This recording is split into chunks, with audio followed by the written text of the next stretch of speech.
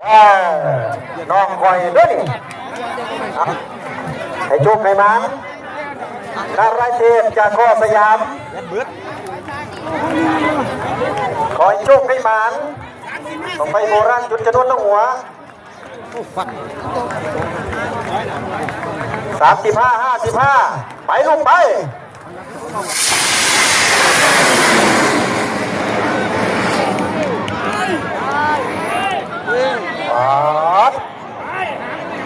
ผมไปน้องคอยไม่คักไม่เฮียดูคักได้เวลาหนึ่งสลิงก็มีโยกไปบังไปแสนบังต่อไปกับทีมงานนครเกืองในอยู่บนฐานแล้วเสวนากันดันยังดันอยู่ก็ยังติดมาตลอดเบิ่งกันวินาที130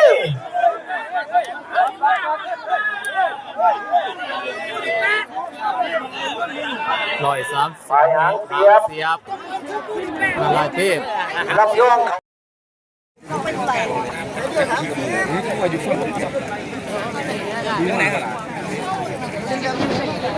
อยู่ฝั่งคนละย่างไปพูดคุยเสวนากันกับนครกันในโดยท่านนายกถาวรสมสุขนำเข้ามาร่วมที่นี่กับนายกป้ายแดงนายกของหลวงนายกถาวรสมสุขนำของฝากของก้อนไม่พี่น้องโทรหาพี่น้องโอ้ไปมันนครเครื่องในน้องเป็นทั้งเตี้ยตลาดทุนพี่น้องเป็นทั้งสูงกำลังเจรจาสุดท้ายเก่าถอยหลังราคา20-60ครับทางไปนั่งหน่อยเท่านี้เจ้าที่เจ้าทางมาลุ้นน้ำกันครับมาสิได้ไล่ปานใดครับท่านนายกถาวรสมสุขนำบังไฟเขามารวมประเภทนี้ใช้บริการไม่นานนครเพียงในขอให้โชคขอให้หมานไว้ถึงสูงไว้ลงซาโอ๊ะใกล้ได้ไม่หลายไปลูกไปฝากเป็นมัดเด็ดอีกมัดนึงไอ้พี่น้องแล้วเนาะวันเครื่องไหนแบ่งกันลงตัวไปไปชิดร่ม3 2ไป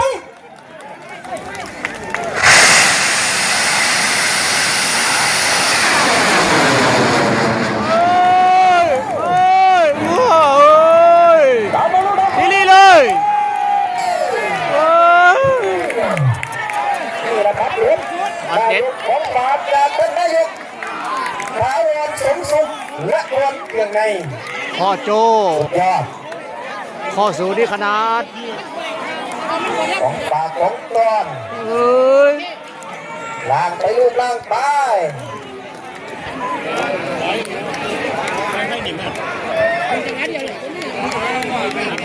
พี่น้องการเริ่มต้นถือว่าดีเยี่ยมสุดยอดแล้วคนเดี๋ยวให้ติดตามต่อไปท่านล่างไปลูกล่างไปไม่มาได้เวลาล่างไป50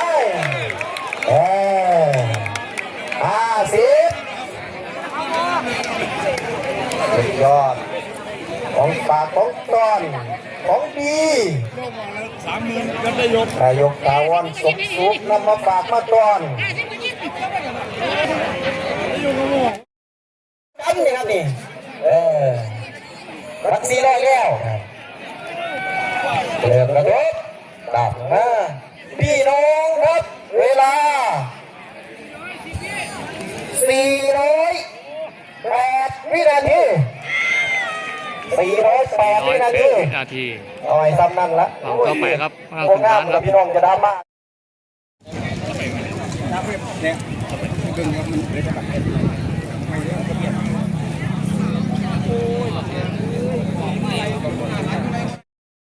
เอาคิวมาเรียกเพิ่มเติมแล้วเขาหมูน้อยเจ้าเสือมา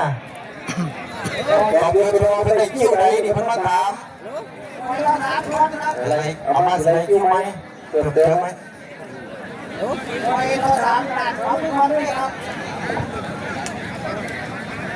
ลาตันครับพอแล้วเราไปโบราณตัวสามครับ3 ล่าฝัน 55 30 เดียวนะชุดเอาไปละเด็กเขาชุดเวลาตั้งน้องเด็ก คนรอบฝัน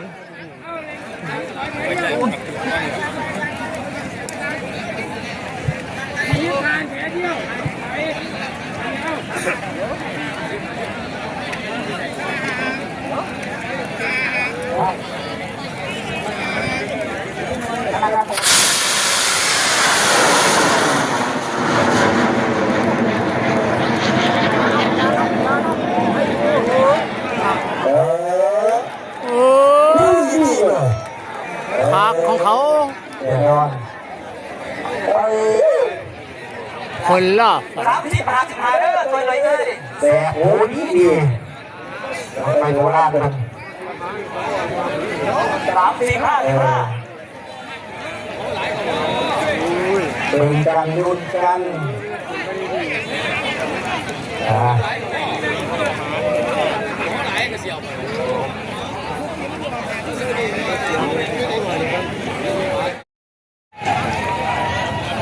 คอน ตามเลย 235 235 ราคาไหนโน่ 22 ยังเนาะ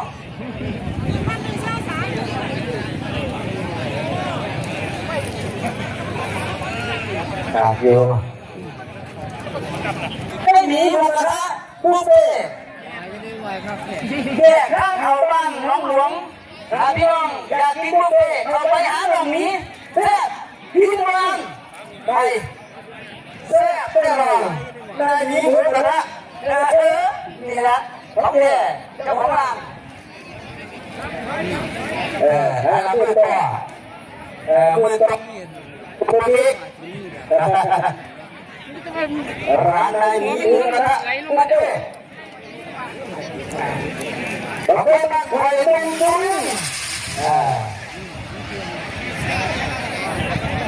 เอาเนี่ยครับเป็นมาไว้นะขอเลยมันจะปล่อยแล้วนะเป็นของไหนที่ไหนอันนี้อะไรเนี่ยเป็นพวกเดียว สาขาที่2มีหมูกระทะอยู่บัตรทุนเล่นต่อไปดีเจ้าทิ้งลุงถุงน้องมีหมูกระทะต้องขอบคุณท่าน ต่อสามโบราณอีก2อีกครับพอแล้ว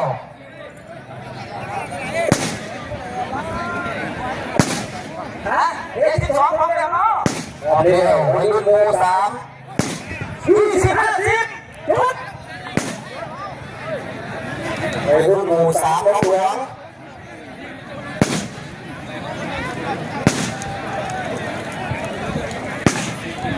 โอ้ถามเลยปักมือด้วยครับน้องคุณจะวิ่งแล้วว่าจะได้12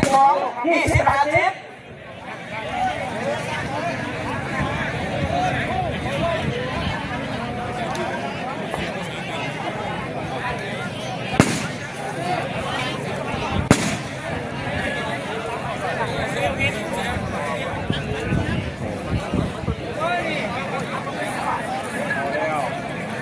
เอาวะ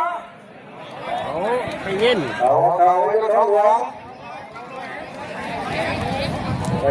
3น้องหลวงเอาเนาะ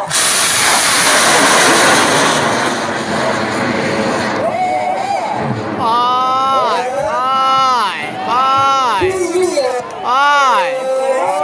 ลยมีวงเลยเก่งครับป่าวัยรุ่นโม3น้องหลวง เสียงมันไม่ชุดด่าท่านนี่คือเก่งเหนียวล่างดูบ้างนี่ถึงมันต้องไม่ชุดด่าเก่งครับแต่ติดตามได้บ้าง จุดปุดจุดปุดจุดปุดเลย โอ้ยเลี้ยงมันทักเลยครับเลย ยอมครับ คือบ่เผา ไฟหางแตก เอา แต่ละอย่างย่อนี่ บ่ ยังเหมือนเดิม มันหมุนแต่ว่า5,000เนี่ยว่า แต่สองอยู่เลย นี่ ลูกเลี้ยวตัวแดงนะครับ ตรงเร็วเนี่ย หมุน นี่ของไฟ นะครับ มีค ร อ อบเลยรอบจัด รอบจากหัวตรงเกิดมาหาแผงลงเฮ้ยไม่ไปไม่หักแต่ก็ ว่าเลี้ยวเกิดอุบัติเหตุกลางอากาศนะครับทางวางลงไปเวลา65วินาที เวลา มาคุยกันเรื่องหางกระบังเดิน อาชีพมันน้ำมันลงไปลูกพี่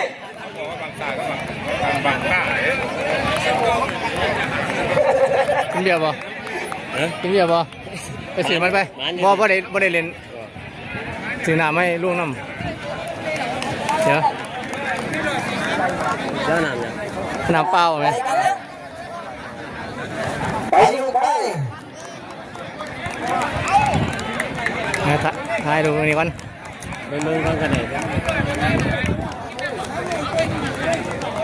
หลังจากลงชีวิตเป็นสองไม่ขาดไม่สารเลือกมานะครับตามด้วยจอมยุทธ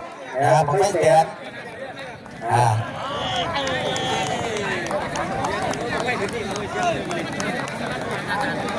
ไปอยู่ไปต่างกันต้องไปต่อสามครั้งครับ เอ้าคือเงียบ โหมดต่อไปที่กองบัง ว่า เขาก็ยังหรอกทุกวันนี้เขาเฮ็ดดี ปล่อยเขาสี่คำแล้วเขาว่า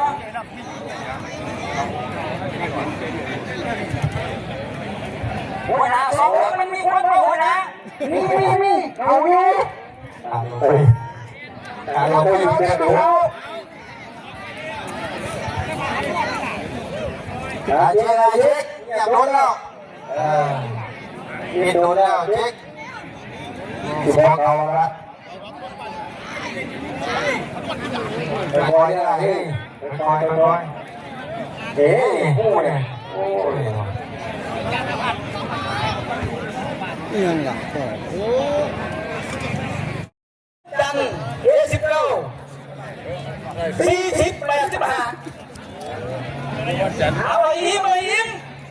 เราสุดท้ายนั่นนะเดี๋ยวเราสุดท้ายนั่นวะมาเดี๋ยวอีกบางนึงเอาเร็วเขา40 85หยุด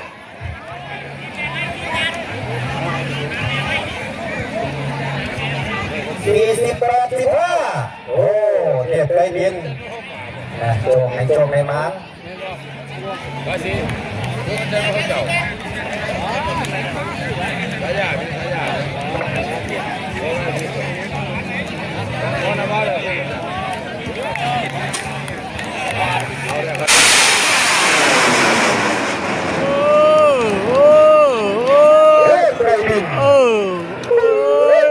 ขีดเส้นถึง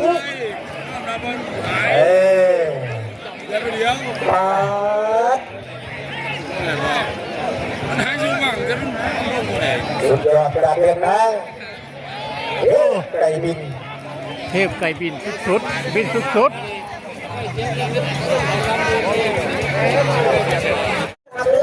ก็จิตกินโคมๆอยู่ได้ปะนั่น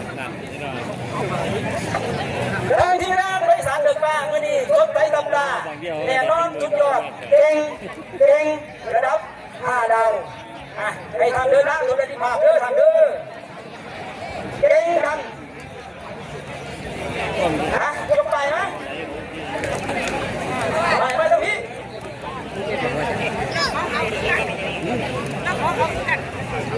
เดี๋ยว เด็กสาวเด็กบ้าตัวเลยลิงบังเอาแล้วมีลิงบังระเวียงด้วยกันเด้อไม่สัน เอเน็ตราคายังโกงออก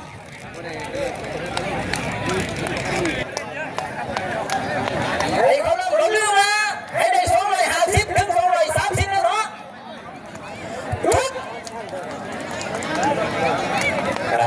เดินเอเนส อีนี่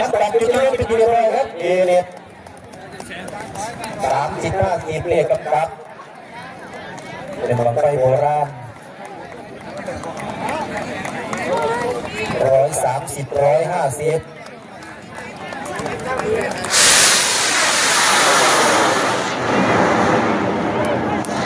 ไปงาม ไปแห้งเลยเขาเรียกว่าเขาไปใส่เลย ที่นี่เลย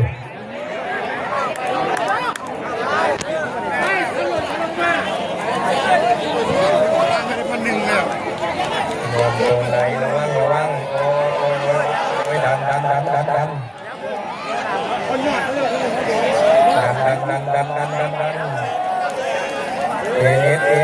ดโอ้ย